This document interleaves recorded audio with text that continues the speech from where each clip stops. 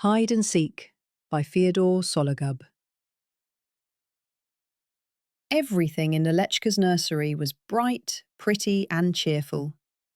Lelechka's sweet voice charmed her mother. Lelechka was a delightful child. There was no other such child. There never had been, and there never would be. Lelechka's mother, Serafima Alexandrovna, was sure of that. Lelechka's eyes were dark and large. Her cheeks were rosy. Her lips were made for kisses and for laughter. But it was not these charms in Lelechka that gave her mother the keenest joy. Lelechka was her mother's only child. That was why every movement of Lelechka's bewitched her mother. It was great bliss to hold Lelechka on her knees and to fondle her, to feel the little girl in her arms, a thing as lively and as bright as a little bird. To tell the truth, Serafima Alexandrovna felt happy only in the nursery. She felt cold with her husband. Perhaps it was because he himself loved the cold. He loved to drink cold water and to breathe cold air. He was always fresh and cool, with a frigid smile. And wherever he passed, cold currents seemed to move in the air.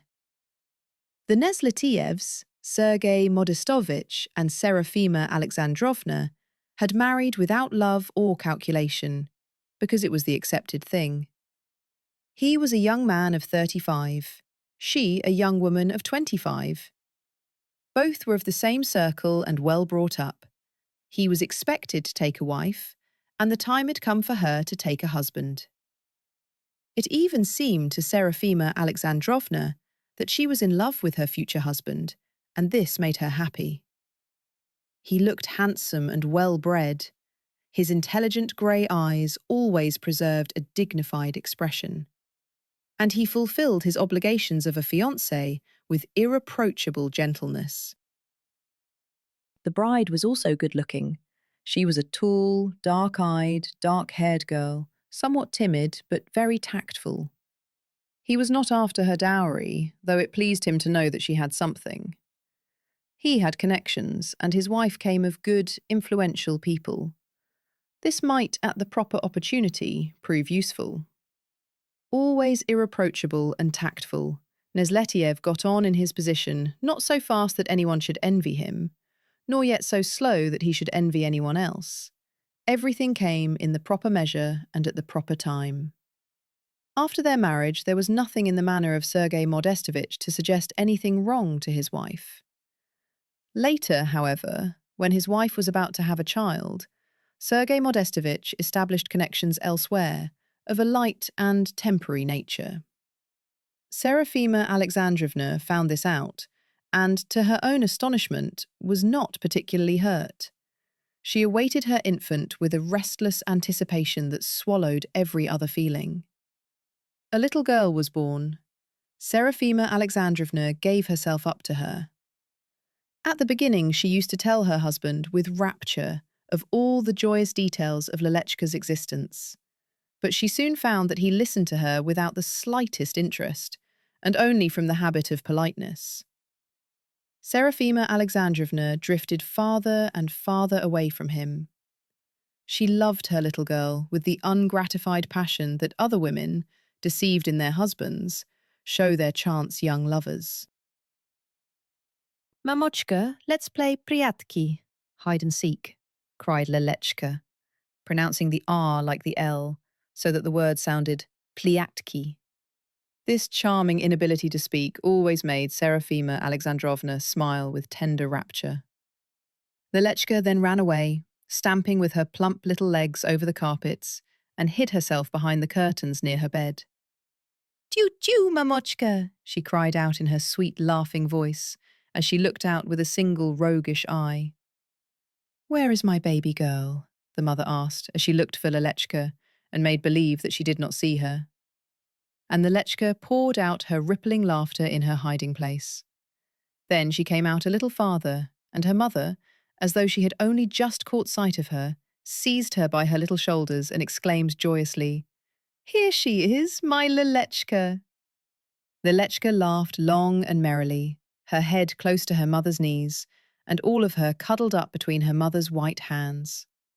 Her mother's eyes glowed with passionate emotion.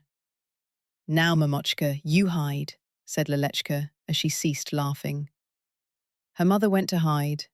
Lelechka turned away as though not to see, but watched her Mamochka stealthily all the time. Mama hid behind the cupboard and exclaimed, "Choo-choo, baby girl!" Lelechka ran round the room and looked into all the corners, making believe, as her mother had done before, that she was seeking, though she really knew all the time where her Mamochka was standing. "Where's my Mamochka?" asked Lelechka.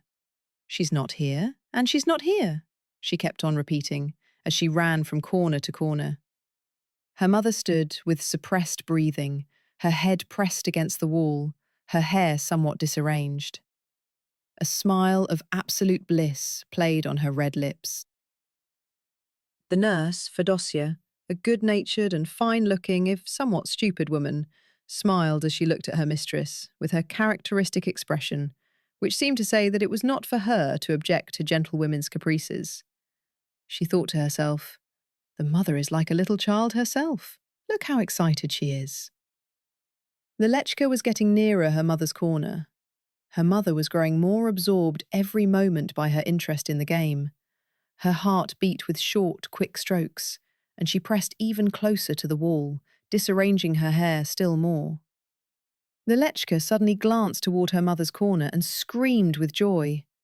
"I found Oo!" she cried out loudly and joyously, mispronouncing her words in a way that again made her mother happy.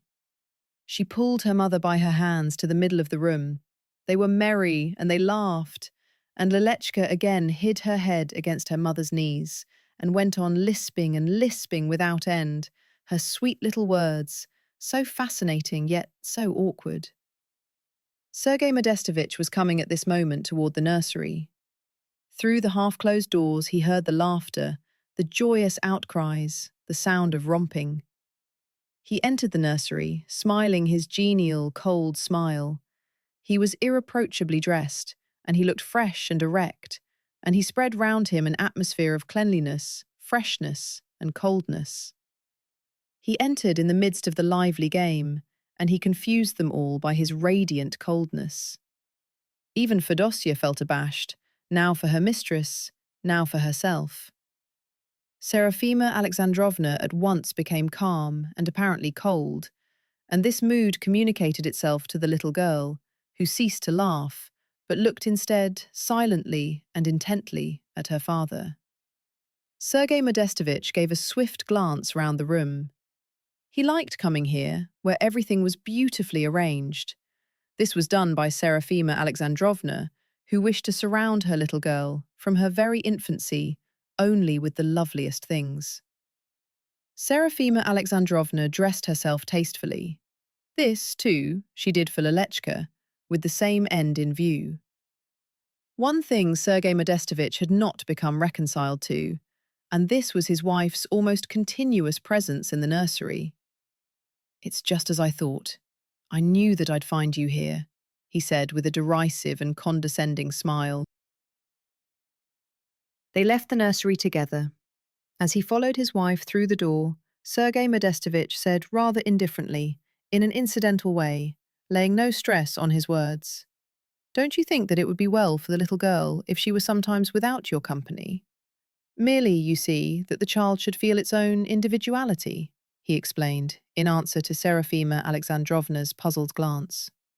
"She's still so little," said Serafima Alexandrovna. "In any case, this is but my humble opinion. I don't insist. It's your kingdom there." "I'll think it over," his wife answered, smiling, as he did, coldly but genially. Then they began to talk of something else. Nurse Fedosia, sitting in the kitchen that evening, was telling the silent housemaid Daria and the talkative old cook Agathia about the young lady of the house and how the child loved to play priatki with her mother. "She hides her little face and cries, 'Toot-toot!' And the mistress herself is like a little one," added Fedosia, smiling.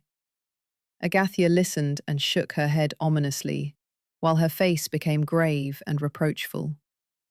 That the mistress does it, well, that's one thing. But that the young lady does it, that's bad.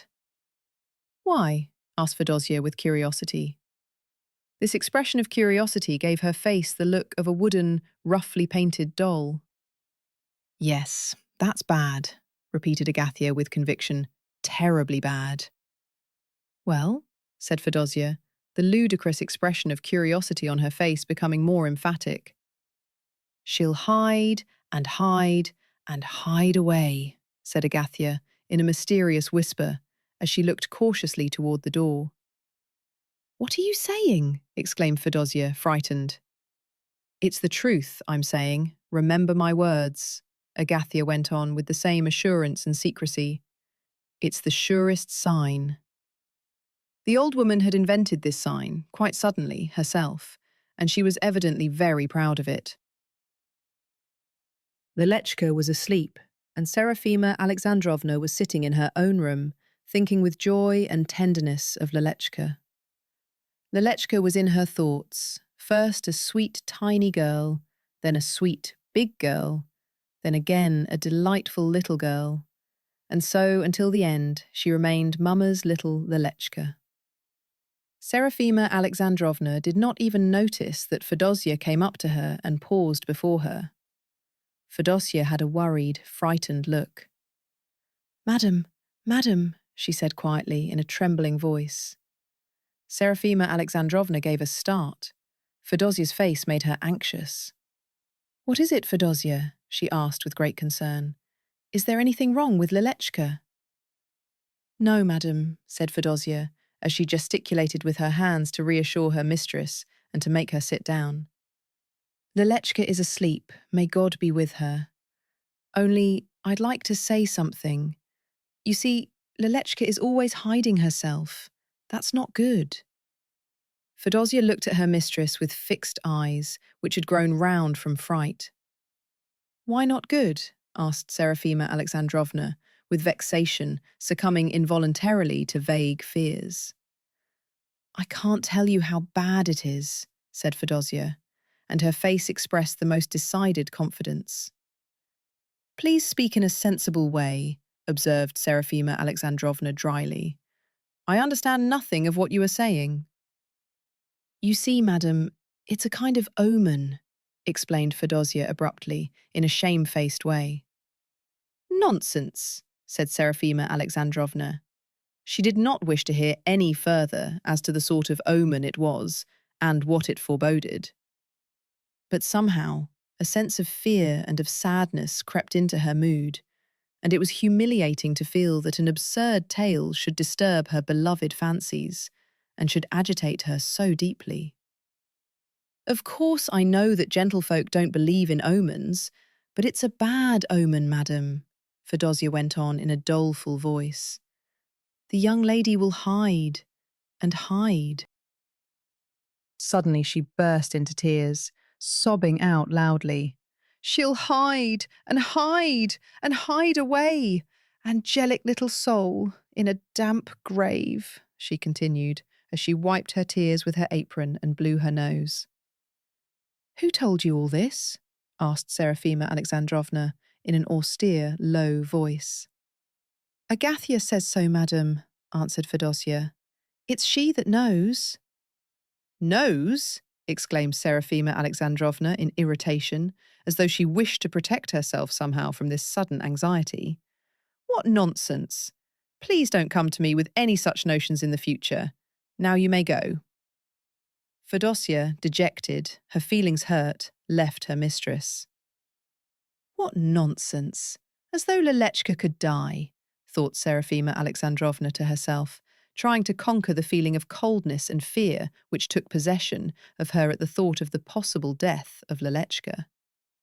Serafima Alexandrovna, upon reflection, attributed these women's beliefs in omens to ignorance. She saw clearly that there could be no possible connection between a child's quite ordinary diversion and the continuation of the child's life. She made a special effort that evening to occupy her mind with other matters, but her thoughts returned involuntarily to the fact that Lelechka loved to hide herself. When the Lechka was still quite small and had learned to distinguish between her mother and her nurse, she sometimes, sitting in her nurse's arms, made a sudden roguish grimace and hid her laughing face in the nurse's shoulder. Then she would look out with a sly glance. Of late, in those rare moments of the mistress's absence from the nursery, Fedosia had again taught Lelechka to hide, and when Lelechka's mother, on coming in, saw how lovely the child looked when she was hiding, she herself began to play hide-and-seek with her tiny daughter. The next day, Serafima Alexandrovna, absorbed in her joyous cares for Lelechka, had forgotten Fedosia's words of the day before. But when she returned to the nursery, after having ordered the dinner, and she heard Lelechka suddenly cry, "Tew-tew," from under the table, a feeling of fear suddenly took hold of her. Though she reproached herself at once for this unfounded, superstitious dread, nevertheless she could not enter wholeheartedly into the spirit of Lelechka's favourite game, and she tried to divert Lelechka's attention to something else. Lelechka was a lovely and obedient child. She eagerly complied with her mother's new wishes, but as she had got into the habit of hiding from her mother in some corner, and of crying out, "Tew-tew," so even that day she returned more than once to the game. Serafima Alexandrovna tried desperately to amuse Lelechka. This was not so easy because restless, threatening thoughts obtruded themselves constantly. Why does Lelechka keep on recalling the tew-tew? Why does she not get tired of the same thing, of eternally closing her eyes and of hiding her face? Perhaps, thought Serafima Alexandrovna, she is not as strongly drawn to the world as other children, who are attracted by many things. If this is so, is it not a sign of organic weakness? Is it not a germ of the unconscious non-desire to live? Serafima Alexandrovna was tormented by presentiments. She felt ashamed of herself for ceasing to play hide-and-seek with Lelechka before Fedosia. But this game had become agonizing to her, all the more agonizing because she had a real desire to play it, and because something drew her very strongly to hide herself from Lelechka and to seek out the hiding child. Serafima Alexandrovna herself began the game once or twice, though she played it with a heavy heart. She suffered as though committing an evil deed with full consciousness. It was a sad day for Serafima Alexandrovna.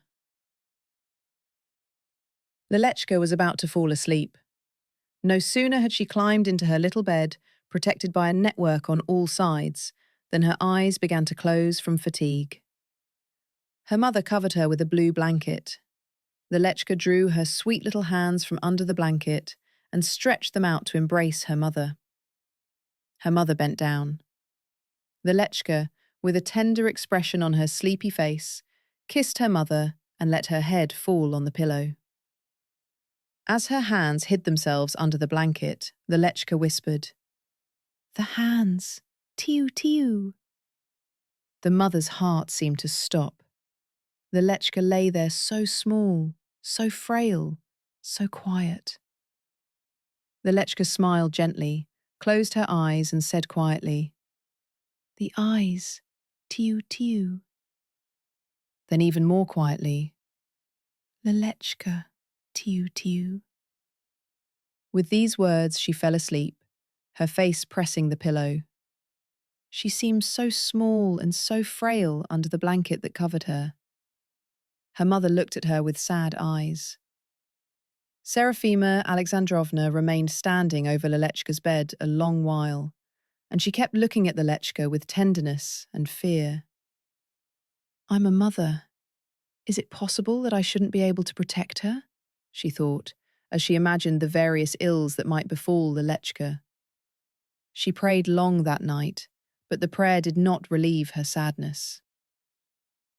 Several days passed. Lelechka caught cold. The fever came upon her at night.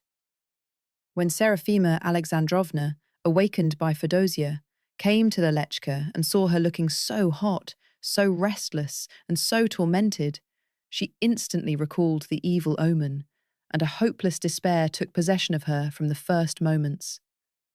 A doctor was called, and everything was done that is usual on such occasions, but the inevitable happened. Serafima Alexandrovna tried to console herself with the hope that Lelechka would get well and would again laugh and play, yet this seemed to her an unthinkable happiness. And Lelechka grew feebler from hour to hour.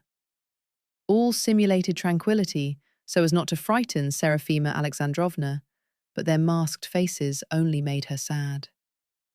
Nothing made her so unhappy as the reiterations of Fedosia, uttered between sobs. She hid herself and hid herself, our Lelechka. But the thoughts of Serafima Alexandrovna were confused, and she could not quite grasp what was happening. Fever was consuming Lelechka, and there were times when she lost consciousness and spoke in delirium. But when she returned to herself, she bore her pain and her fatigue with gentle good nature. She smiled feebly at her Mamochka, so that her Mamochka should not see how much she suffered. 3 days passed, torturing like a nightmare. Lelechka grew quite feeble. She did not know that she was dying. She glanced at her mother with her dimmed eyes and lisped in a scarcely audible, hoarse voice. "Tiu-tiu, Mamochka. Make tiu-tiu, Mamochka." Serafima Alexandrovna hid her face behind the curtains near Lelechka's bed. How tragic. "Mamochka," called Lelechka in an almost inaudible voice. Lelechka's mother bent over her, and Lelechka, her vision grown still more dim, saw her mother's pale, despairing face for the last time. "A white Mamochka," whispered Lelechka. Mamochka's white face became blurred, and everything grew dark before Lelechka. She caught the edge of the bed cover feebly with her hands and whispered, "Tiu-tiu." Something rattled in her throat. Lelechka opened and again closed her rapidly paling lips, and died. Serafima Alexandrovna was in dumb despair as she left Lelechka and went out of the room. She met her husband. "Lelechka is dead," she said in a quiet, dull voice. Sergei Modestovich looked anxiously at her pale face. He was struck by the strange stupor in her formerly animated, handsome features. Lelechka was dressed, placed in a little coffin, and carried into the parlour. Serafima Alexandrovna was standing by the coffin and looking dully at her dead child. Sergei Modestovich went to his wife and, consoling her with cold, empty words, tried to draw her away from the coffin. Serafima Alexandrovna smiled. "Go away," she said quietly. "Lelechka is playing. She'll be up in a minute." "Sima, my dear, don't agitate yourself," said Sergei Modestovich in a whisper. "You must resign yourself to your fate." "She'll be up in a minute," persisted Serafima Alexandrovna, her eyes fixed on the dead little girl. Sergei Modestovich looked round him cautiously. He was afraid of the unseemly and of the ridiculous. "Sima, don't agitate yourself," he repeated. "This would be a miracle, and miracles do not happen in the 19th century. No sooner had he said these words than Sergei Modestovich felt their irrelevance to what had happened.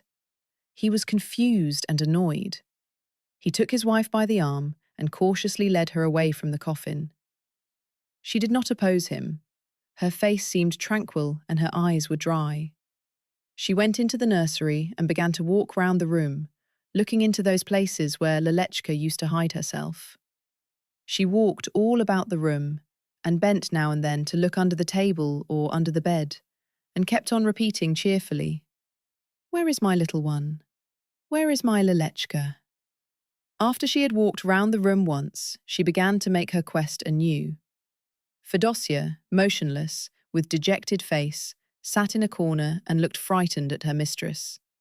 Then she suddenly burst out sobbing, and she wailed loudly. "She hid herself, and hid herself, our Lelechka, our angelic little soul." Serafima Alexandrovna trembled, paused, cast a perplexed look at Fedosia, began to weep, and left the nursery quietly.